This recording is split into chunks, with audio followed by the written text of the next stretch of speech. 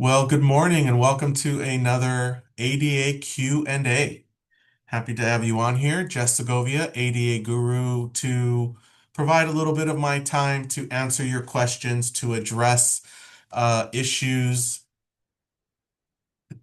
I get emails, calls all the time. What about this? How do we handle that? And so I think this is a great way to share some of those experiences that other agencies have. I think it's a great way for us to learn and to understand that there are different ways of managing processes and incidences and dealing with some of these things. And I think that is really important on the topic that I will be starting with today.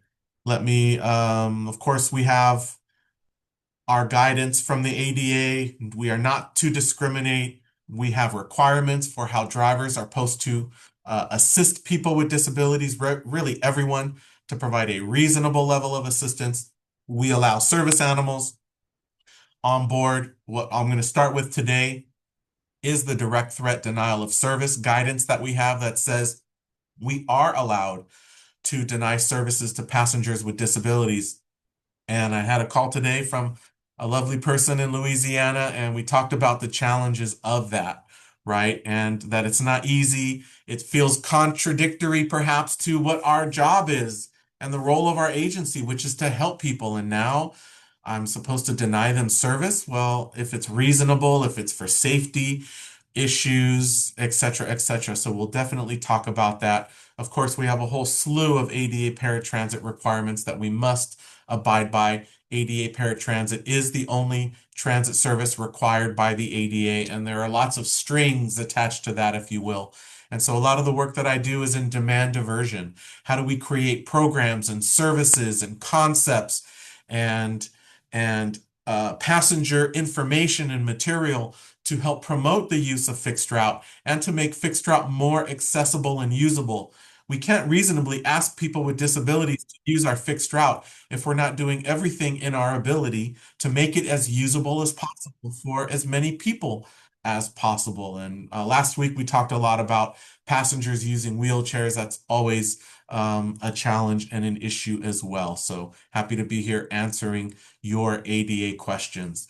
Let me share with you once again, I do have a training coming up in Hawaii, ADA Training in Paradise, as I'm calling it. So it'd be lovely to get some of you to participate in that. 3 days of real hard work, right? It's a beautiful place, but we will be, of course, doing the work of ADA compliance and learning how to improve processes within our agency. I think what's most important, perhaps, is to learn how to evaluate our agencies to identify and to determine if we are complying or not and where there is opportunity to improve. And so I think that is a very, very important aspect and something that I really promote in all of my trainings in various ways. So I dropped the PDF of this training flyer in there for you.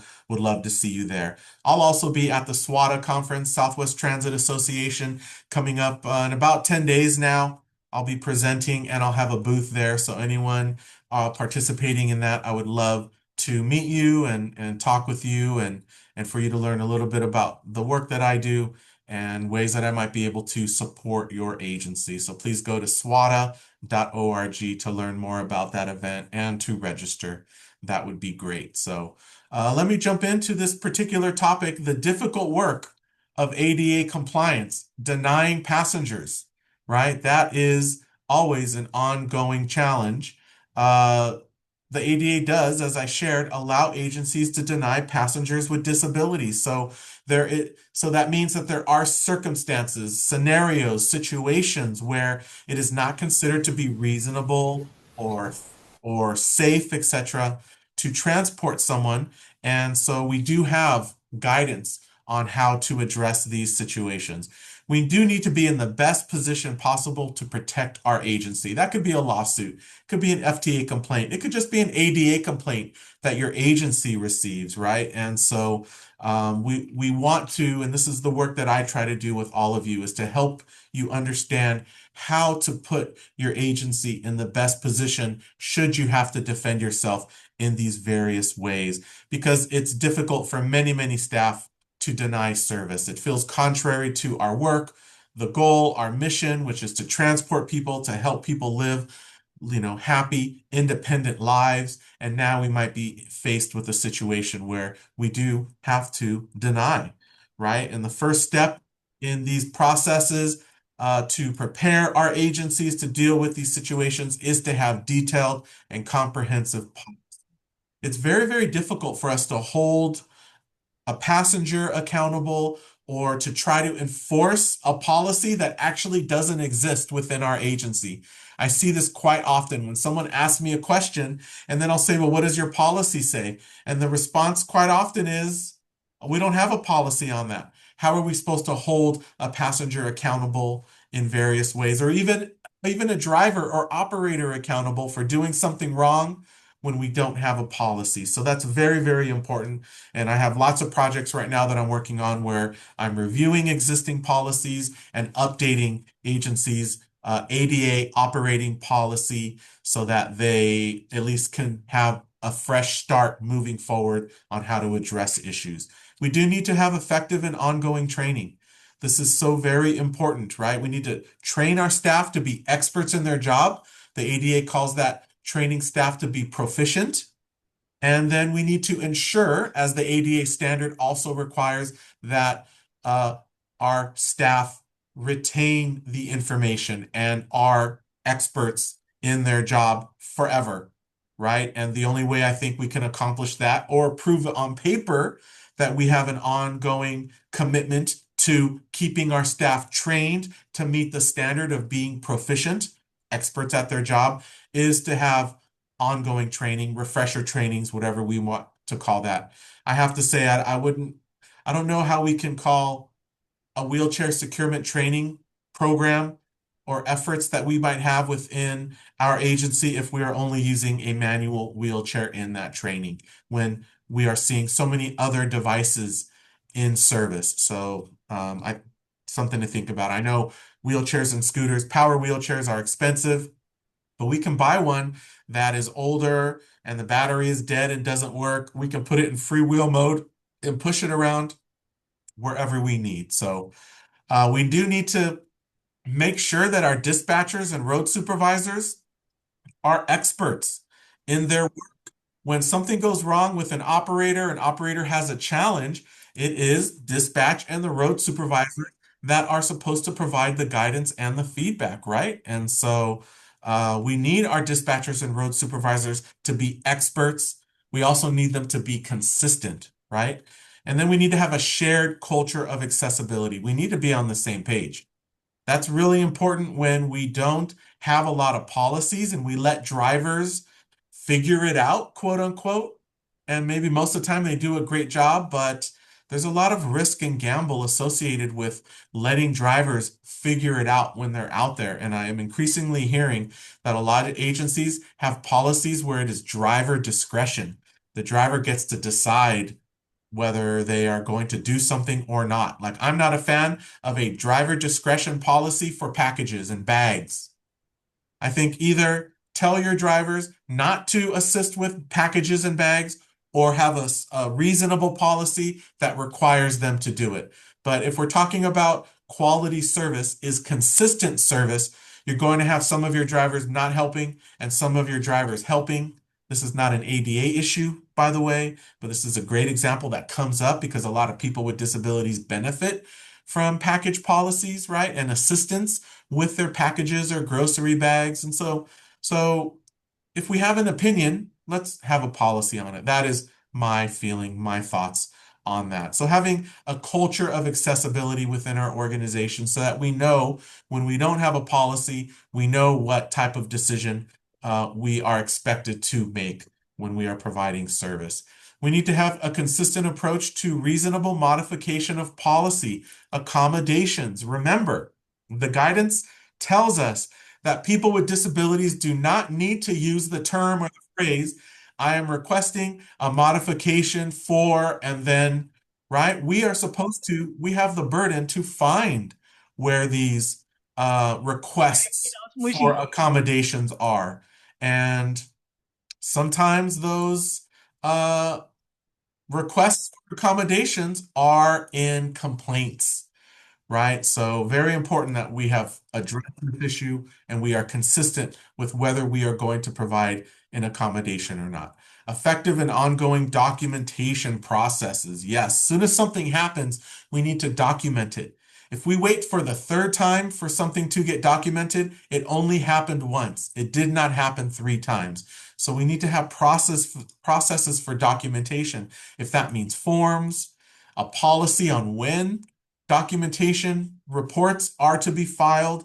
Very, very important. And then we need to become comfortable telling passengers no. I'm sorry, I'm unable to transport you because we have documentation of two separate incidences where the weight of your wheelchair broke our lift and we are unable to accommodate you. We are unable to provide the administrative support and burden for sending you a particular vehicle in our fleet. So this is the hard work, right? This is how and I've outlined for you some, I think, really important steps and goals and responsibilities for getting to the point where we need to become comfortable when it's reasonable and fair and consistent with ADA guidance to tell passengers, no, I'm sorry, we are unable to accommodate you, transport you, and then we need to be ready and in a position just in case. Because what are the words? The first words are going to come out of their mouth or their family member's mouth. Well, you better do this or we're going to sue you if you deny us service. We need to be in the best position, as I shared earlier, to uh, to defend ourselves, right? Where is that? Oh well. So we can do that by having an in-house ADA expert. They get all the great training. I have lots of training, or even some agencies bring me on board as a consultant, and I'm here and available whenever there's an issue. And then I support in policy and ADA interpretation, and I provide language for these letters, and we do all these things together as a team. Of course, ongoing ADA trainings, ADA Q&As like this one. The use of the ADA circular, becoming an expert at using the ADA circular, very important. And then we need to have an ongoing passenger education program, website content, passenger uh, guides, meetings, right? Public meetings, advisory committees, attending meetings of disability organizations, all of these things to share our operating standards and to create a realistic expectation of our services. And so I hope that information has been helpful to you. Yeah, we need to be in the best position to protect our agency just in case, right? So would anyone like to share anything specific to denial of service, and then I'll roll into the questions that have been placed into chat. I do have a question. Hey, Kelly, what's up? Good morning. Yes, so I have a question regarding, well, actually, I think we talked about it before with when somebody has motorized motorized equipment. Yep. If it's, I guess if it's too large and it might, because you know how we in the trolleys we have that glass partition. If it's gonna damage it or it's gonna scratch it, what do we do in those cases? If it's just Yeah. not fitting. So we're talking about large equipment that is scraping up against the operator, the driver barrier that you've installed in the Exactly. bus. Mm-hmm. Yeah, well, I would have to say I haven't seen any guidance specific on adding the barrier, but the one thing we need to be absolutely sure of is that adding the barrier does not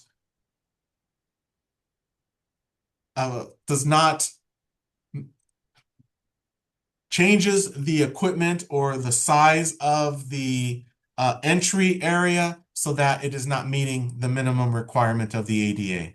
I've got Um, this question a lot the last couple weeks about the barrier, and it's reduced the space for people with disabilities, especially in wheelchairs and scooters, to get through.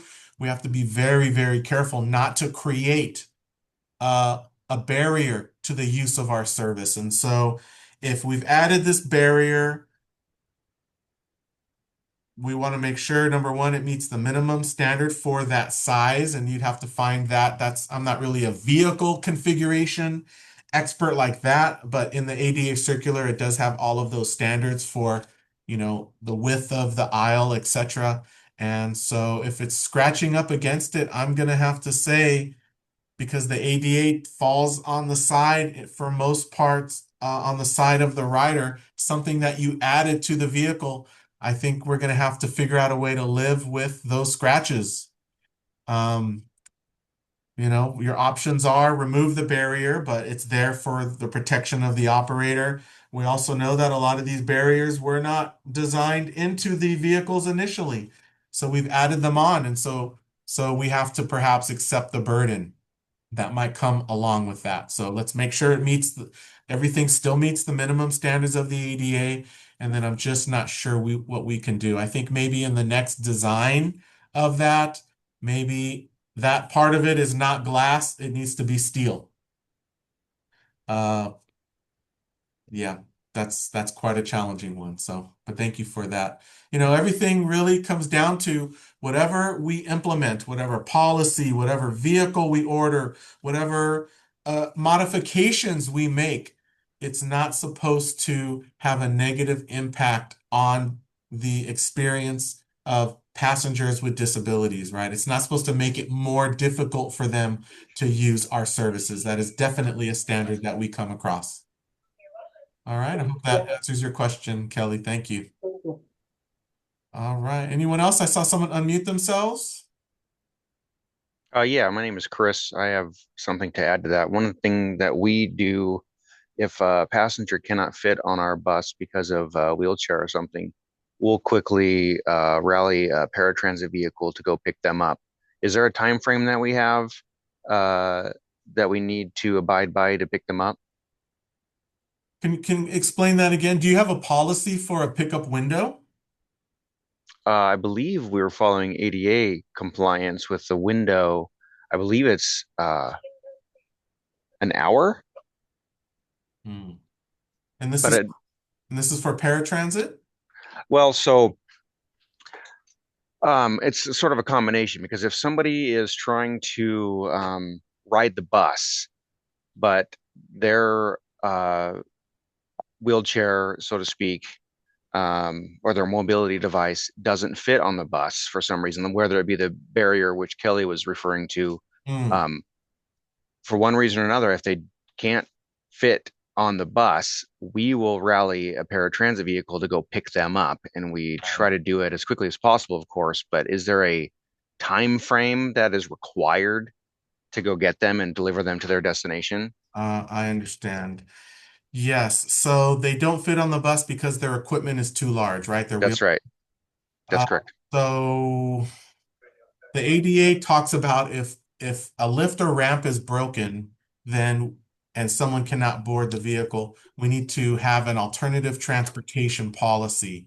But this is an issue whereby the passenger's equipment is too large, and our equipment does meet the minimum standards of the ADA, and therefore they cannot board the vehicle. So I think this would fall under a request for a modification of policy to send a different vehicle to pick them up. And so if you do want to provide this accommodation, um, there really isn't a specific pickup time for providing an accommodation, right? It just has to be reasonable. And so I I see. haven't seen anything that says an hour. Okay. We do have 30 minutes. I mean, we do have guidance in the ADA paratransit language. Well, actually, in the fixed route language that says a person can wait up to 30 minutes for the next bus to come. Let's just say the bus is full, Yeah, sure. the next bus, so they have up to 30 minutes. But for an accommodation, that is kind of leaves it open to your own policy interpretation. So I think if you could meet the 30-minute, I think everyone would be very happy about that, but there's no specific guidance on it, right? Okay. And then ultimately you have to decide whether you do want to provide that accommodation or not? Are you going to, every time someone cannot board the bus because their equipment is too large, you're going to send them a van? That's a lot of extra work to do. And maybe you're able to do it. I know a lot of agencies that can't. And so that might be something you want to address with that passenger. As I shared in my kind of opening remarks, sometimes we have to tell passengers no. Our vehicles meet the minimum standards of the ADA. Your equipment is too large and or heavy for us to accommodate you. I'm sorry, but we need to deny you services. And maybe you are unable to use our services until you address this issue. That is a Yeah, reasonable approach. certainly. And I think it sort of parlays nicely with Kelly's question because I think it's a barrier that our transit agency has added to one of the buses. And I think it's the barrier that's preventing them from entering our vehicle. So in that case, we provide the Mm, paratransit for them. I understand. But because Yeah, we have other bigger buses and we never have any problems. We never have any call-ins on those. yeah, but you do see that if it is the barrier that you added that is Yeah, causing this pass up, that I'm going to say that that's going to fall under a form of discrimination. I see. Not only that, but because of this choice that you made to add this barrier, uh, I'm assuming they are able to pass and enter the vehicle without the barrier being there. Is that true? I'd have to look at it. We've had the barriers for so long now that it's hard to know one way or the other. Yeah. I think what's most important, you added the barrier. Is the width of your entrance and aisle, is it ADA compliant? If it is, then we're good.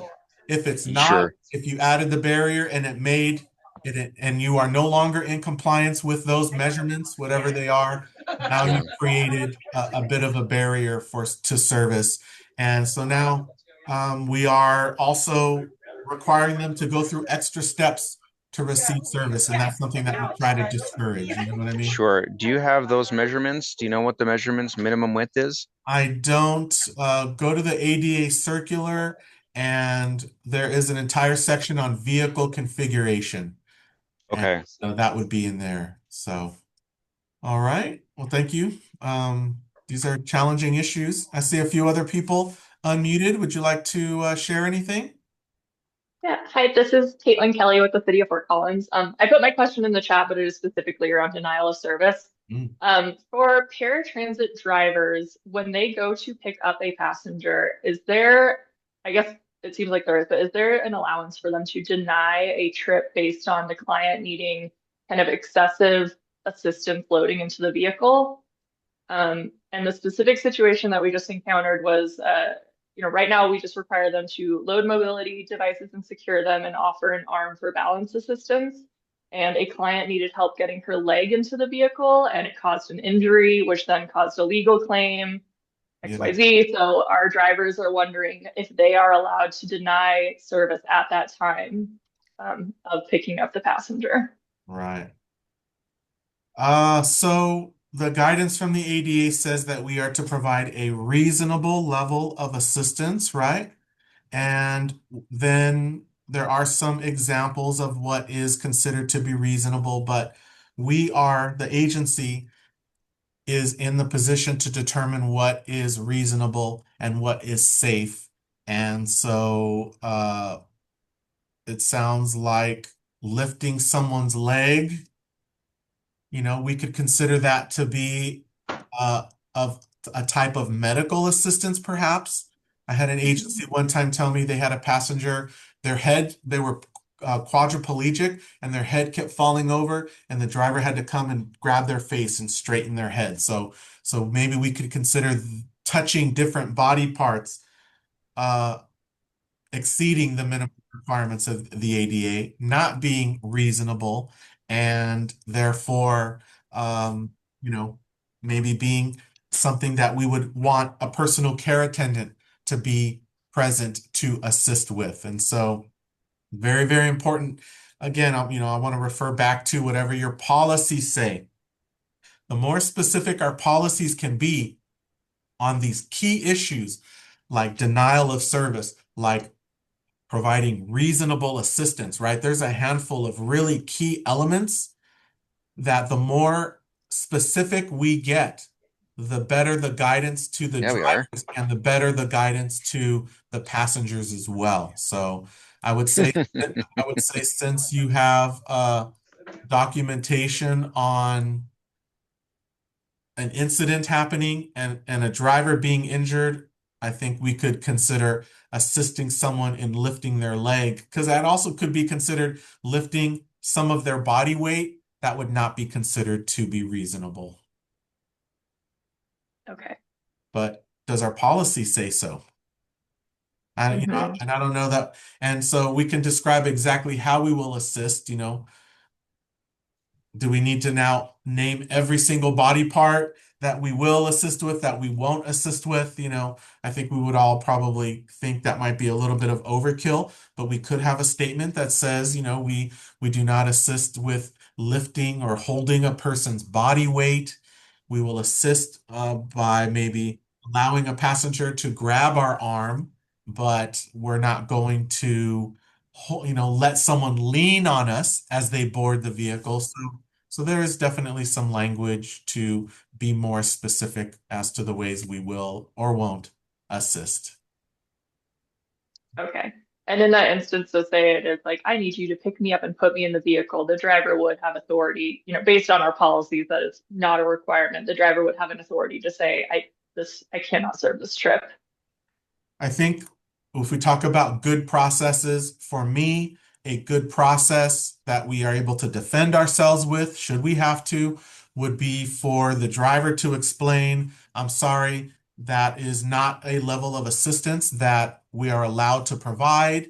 And then if the passenger insists, this is what I need in order to get into the vehicle, to contact dispatch, for dispatch to provide guidance to say, okay, whatever. I mean, this is where the choices start to come in, right? Yeah. A lot of agencies where the driver comes in to describe an unsafe situation and the dispatcher says, provide the assistance anyway. I know Mm-hmm. some agencies that will say, tell the passenger we are not able to assist in this way. We are sending a road supervisor out. But now we're holding a vehicle, right? It depends. Is the person in the community at night? So we need the driver to stay. Or are they at home? And now the supervisor can come and evaluate it and the person is safe. So there's lots of, I call them, forks in the road. There are so many forks in the road over these issues. And so we want to make sure, though, we get that consistent guidance from our dispatch and from our road supervisor. So that might mean we need to park a vehicle, we need to wait for a supervisor to come, and then we need to deal with that issue, right? Maybe then the vehicle moves on in service and the supervisor is there to help the passenger understand, this is not a level of assistance we're going to provide. We need you to remedy this situation, and then they get to decide what those remedies are. It could be a wheelchair, it could be a personal care attendant. We don't get to tell people how to fix issues. We identify unsafe situations, we inform them that there is an unsafe situation that needs to be resolved, and then we evaluate whatever their remedy or solution is that they propose to us. Okay. I think my colleague Eric might have some feedback, but he said he got muted. Eric, I don't know if you can speak or not. I just muted a few people because I heard some talking in the background, so I apologize for that. You can feel free to unmute yourself. Go ahead, Eric. Sure. Hi. Yeah. Yeah, I think that sounds really promising to maybe look at that from the perspective of, is the driver lifting body weight? And that seems like maybe an inappropriate amount of assistance to be expecting people to safely provide, Yes. versus, providing assistance with balance. And that, yeah, that sounds like something that we could really maybe message to our contractor and work possibly on putting in policy, so that expectation is something we can train to. That sounds promising to me. Absolutely. All right. Very good, Eric. Thank you. I want to address a couple of the questions typed into chat. I was certified as an ADA train the trainer. How long does that certification last? If you're on TAM, I'm not sure. Where did you receive this training from?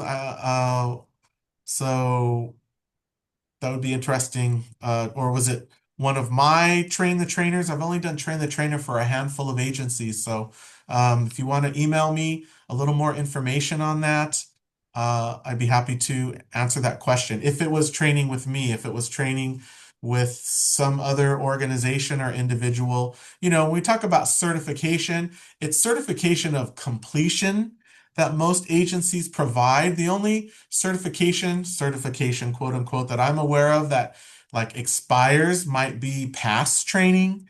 I get a lot of comments about past training from agencies.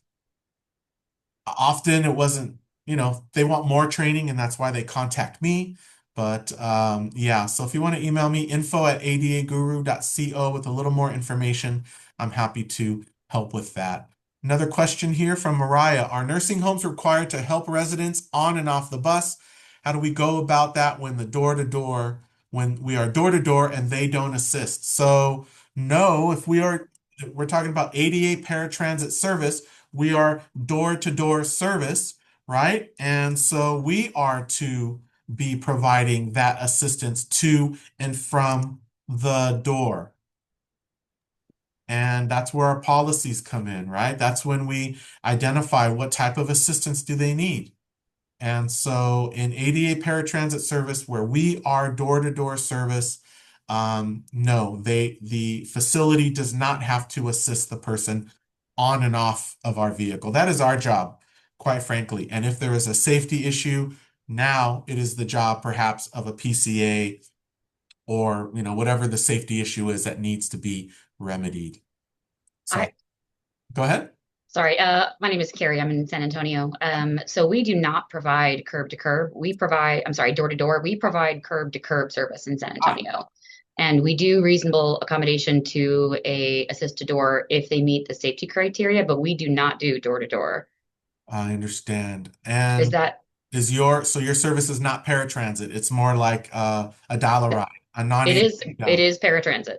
So ADA paratransit has a requirement to provide door-to-door service when a passenger needs it. So I would say on that topic, as long as you are an ADA paratransit service, providing service for people with disabilities that qualify in response and in reflection to your fixed route service, you are supposed to be providing door-to-door service. In the ADA requirements, it is called origin to destination. So I hope I didn't burst your bubble there, Carrie, but that is a standard requirement of ADA paratransit, of all ADA paratransit services in the country.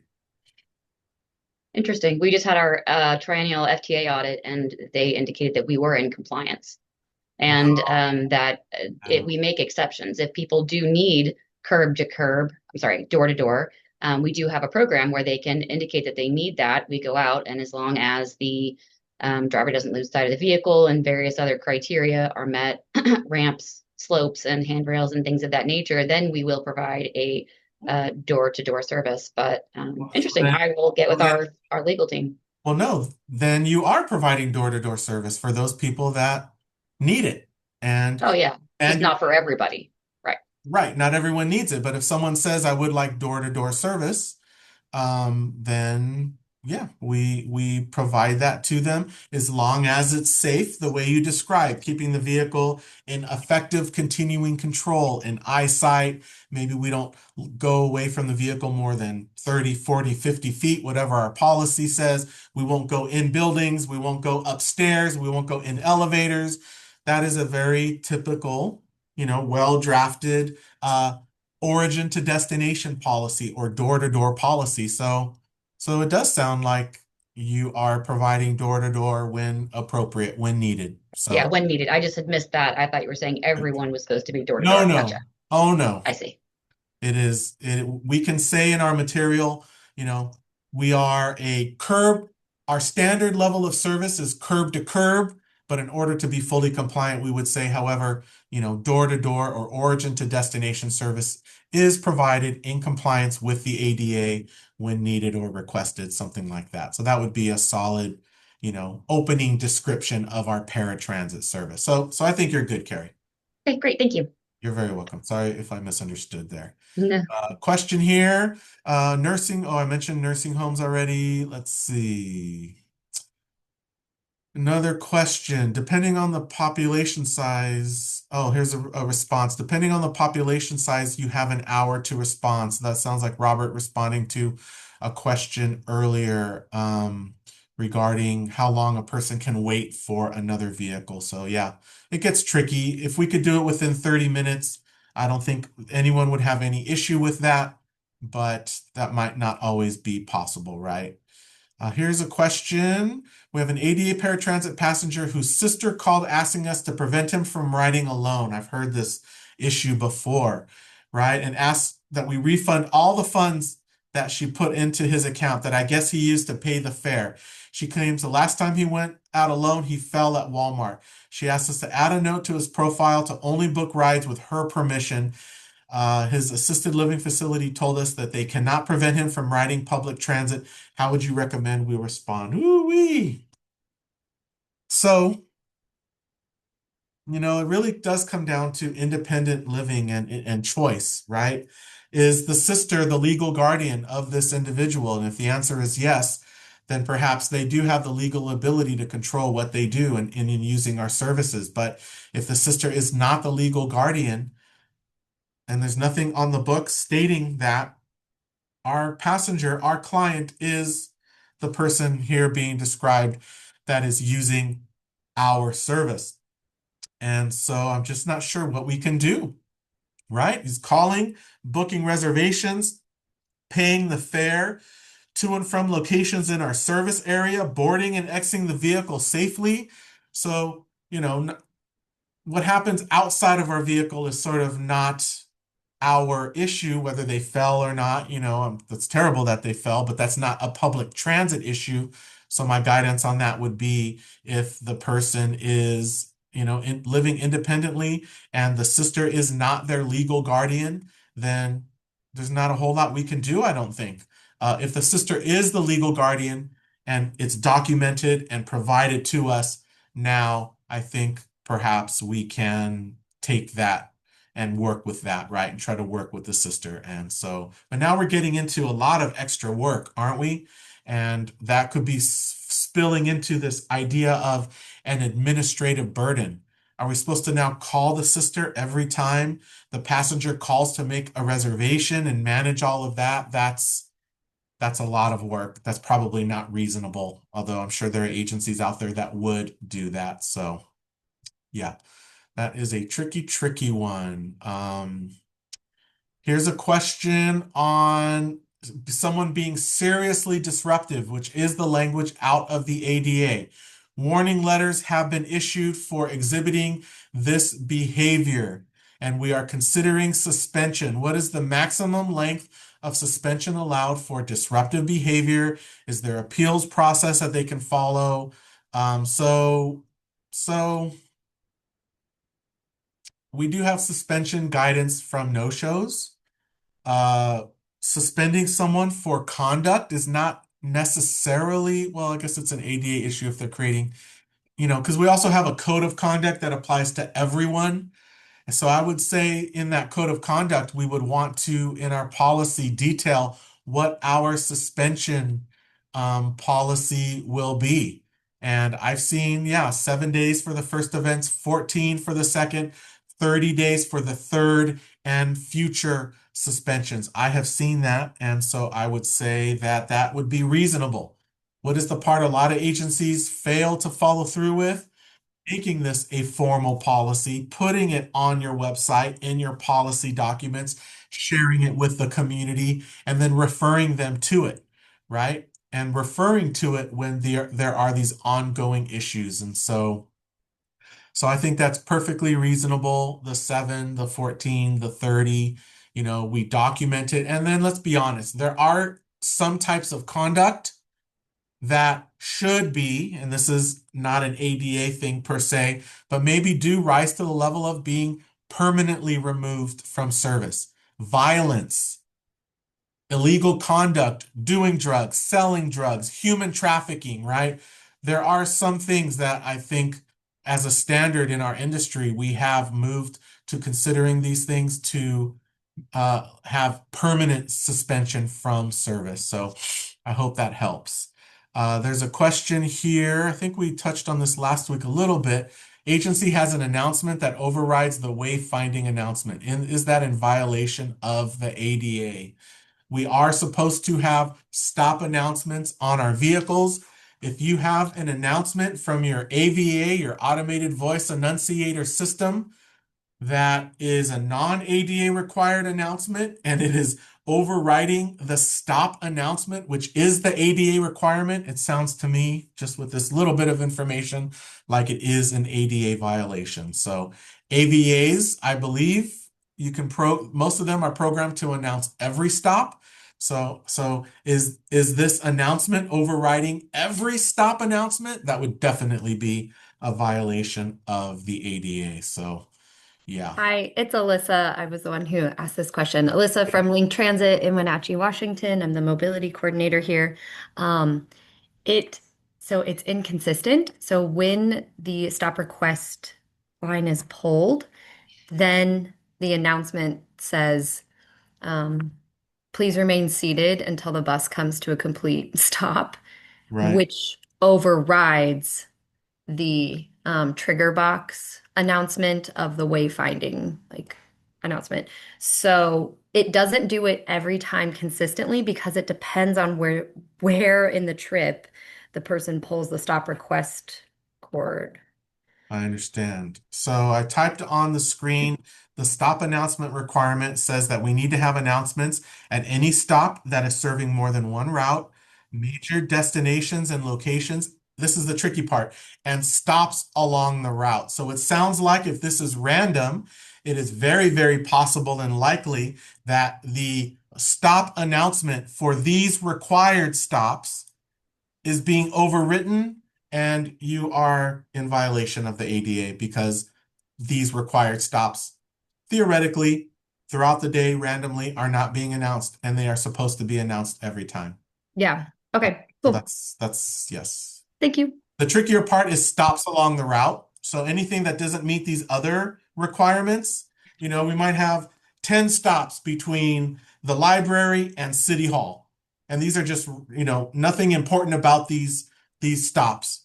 Those would be considered stops along the route. And the ideal approach that the ADA and FTA promotes is to work with the disability community to define what does stops along the route mean. Does it mean every third stop? When they're just regular stops, does it mean every fifth? What is the guidance? Every community, every disability community feedback might be different per community. So that's why we want to have what we would consider to be a public participation process for a number of the policies that we have. That's why when we change a major policy, we need and should have a public participation process. So thank you for that question. I hope that helps. Let's see. We only have time for a couple more. Let's see here. Can offensive body odor be included in the code of conduct? Sure, it can. The hard part is how are you defining offensive? Okay. In my work, 26 years now, I can count on one hand how many times I boarded a bus where someone's odor was so bad I considered it to be a safety issue.